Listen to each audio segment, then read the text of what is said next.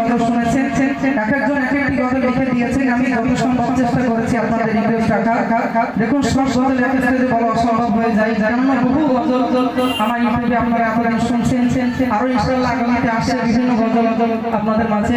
তো সব গজল এক স্টেজে বলা যায় না।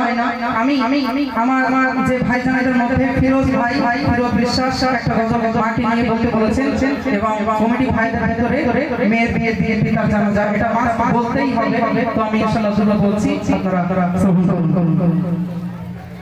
ও গো মা জননী আমার সোনার মনি, তুমি বিনে ধরাতে আমি একাকী, সারা ভুবন জুড়ে তোমাকে খুঁজি, তুমি ছাড়া আমি যে কিছু নাই বুঝি, তুমি ছাড়া আমি অসহায়, তুমি ছাড়া আমি অসহায়। ও গো মা